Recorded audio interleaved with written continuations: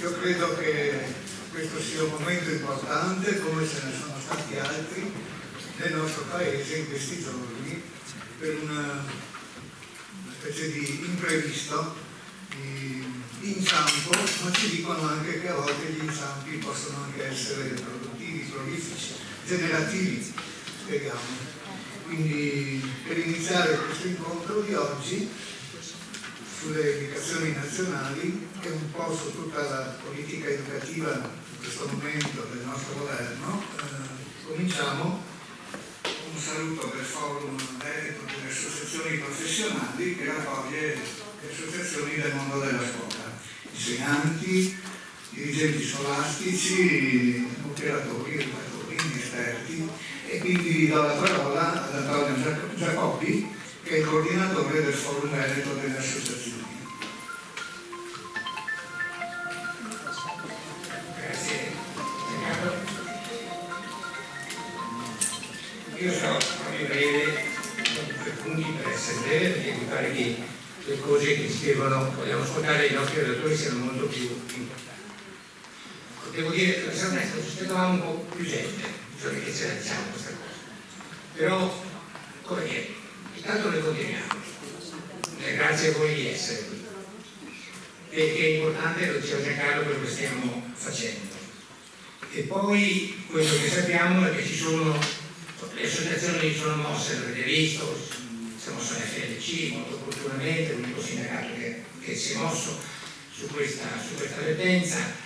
Le associazioni hanno fatto diverse iniziative, siamo in campo e devo dire l'impressione che ho è che ci sono anche movimenti, insegnanti che lavorano e che ci sfuggono un po' ai nostri radar, qualche volta siamo un po' troppo autoreferenziali forse, ma per dire, insomma, recentemente un insegnante che non conoscevo di Padova mi ha contattato tramite un'amica, stanno mettendo in piedi un'iniziativa a filmaggio dal basso, proprio molto orizzontale, molto brava, poi siamo scambiati le amicizie su Facebook, quello che scrive, insomma, ci sono queste cose qua. E noi, insomma, ci saremo senza mettere il cappello, perché le cose vanno fatte così, vanno bene così, però insomma il fatto che ci sia del movimento, questa cosa ci conforta in una vicenda che diceva Giancarlo è davvero particolarmente seria. Perché cosa nasce la critica, l'opposizione alle nuove indicazioni? Insomma, per la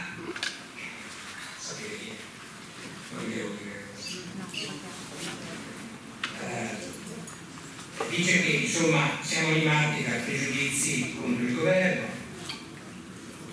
Ultimamente in una intervista ha detto un circolo di radicali che definirei il piccolo mondo antico, fermo negli anni 70 del Novecento, un po' sorprendente che dica questo.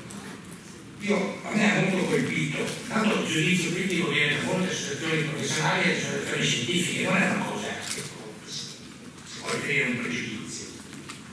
Però mi è molto colpito accanto a questo, il fatto che lei dica continuamente, insomma, non c'è motivo di critica per questo pensiero.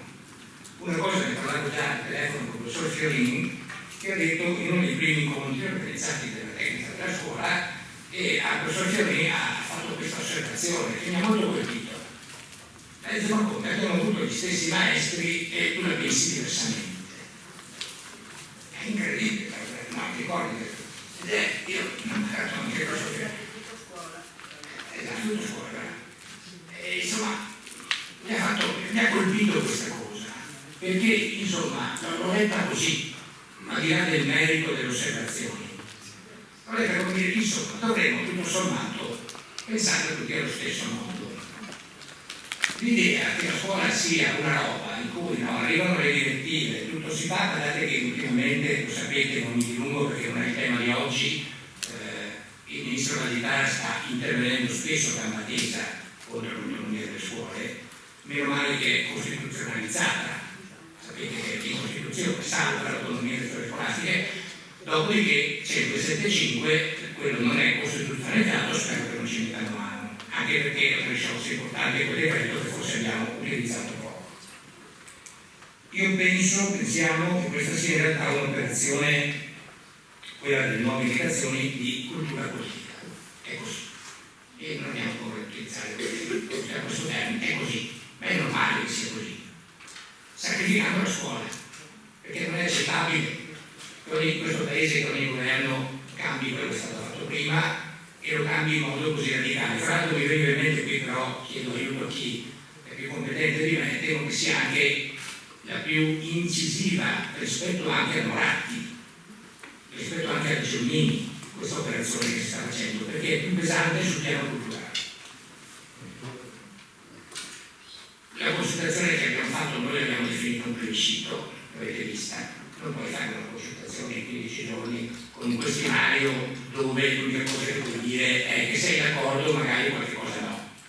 Non è una consultazione, l'abbiamo definita, abbiamo invitato le scuole, noi mandiamo poi i comunicati alle scuole, spesso i dirigenti non li fanno girare, è un problema, dobbiamo trovare qualche altro modo di comunicazione.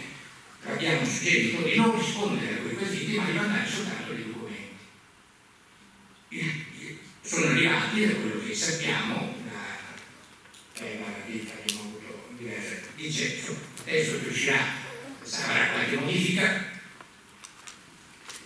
Io personalmente non credo che il testo avrà delle modifiche sul piano culturale, perché è intriso di quella cultura lì ed è tra l'altro particolarmente confuso, ma il territorio è scritto anche male, ci sono delle contraddizioni, come se dicevamo con Cinzia nessuno si fosse neanche preoccupato di dare un po' di coordinamento, perché se fosse stato fatto questo lavoro di coordinamento almeno sarebbe stato presentato in modo più decente dal punto di vista anche linguistico. Sono proprio delle contraddizioni che spesso anche Renata che ha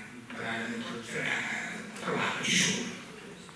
Allora, quando uscirà il testo definitivo, io credo che dovremmo lavorarci. Noi, la prima discussione che abbiamo fatto nel nostro forum è attivo da 12 anni ormai, dal 2014, uno dei 3 forum sono diverse associazioni dell'associativo che ci sono in Italia, l'altro è in Piemonte e in Sicilia, lavorano in modo molto diverso, ma una realtà importante, abbiamo tenuto, perché quando metti insieme persone con idee diverse, storie diverse, culture diverse, insomma è un po' complicato, ma ci siamo dati sempre l'obiettivo, noi ce ne siamo dati. Ogni evento che abbiamo costruito doveva essere preceduto da una nostra discussione sull'argomento che sceglievamo e dalla produzione del nostro pensiero di sintesi. Ci siamo sempre riusciti e abbiamo intenzione di continuare. Perché lavorare insieme, l'abbiamo imparato per noi, è importante. E lavorare insieme non vuol dire fare, vuol dire che una ragione e l'altra è torto, vuol dire fare questo lavoro e quello che fate anche voi a scuola, insomma, quando lavorate con i ragazzi. L'idea dell'orientamento che abbiamo, ne discuteremo, è in realtà di suggerire alle scuole, la dico così, magari non la scriveremo proprio così, oppure se ci va la scriveremo così, di fare come se non ci fossero le nuove migrazioni. Un po' come abbiamo scritto, e ne arrivo a chiudere, saluto come abbiamo scritto quando abbiamo fatto un documento sulle nuove migrazioni nazionali. Anche lì non ci sono piaciute molto e abbiamo suggerito alle scuole di essere protagoniste dell'autonomia organizzativa didattica N275, di individuare alcune priorità. Le nostre priorità che noi suggeriamo sono quelle date alle competenze e ai traguardi del nucleo concettuale di Costituzione e degli altri, cercare quelli che sono più aderenti al modo di fare scuola nell'interesse dei nostri ragazzi, delle nostre bambine e dei nostri bambini, valorizzando soprattutto, secondo me, detto, praticare l'educazione civica nell'insegnamento e nelle relazioni come rispetto e valorizzazione di ciascuno e di più. Io vi suggerisco di leggere i contributi che trovate sempre, di leggere i contributi che trovate anche nei nostri siti. Vi manderemo questo, se qualcuno non l'ha visto, questo è un instant book curato da Regi Palermo che reca diversi interventi. Abbiamo chiesto l'autorizzazione a poterlo mandare, non abbiamo distribuito per mai si per così, però manderemo se ci avete lasciato correttamente il vostro indirizzo mail. Vi suggerisco anche un altro testo che è Erickson, lo cito recentemente, sto leggendo, mi è piaciuto molto, si intitola Credere, obbedire, insegnare. Ha una bellissima copertina, che con le 3 penne che servono per lo scritto, però suggerisco, è molto interessante. Buon lavoro e grazie. Un semplice saluto da parte mia.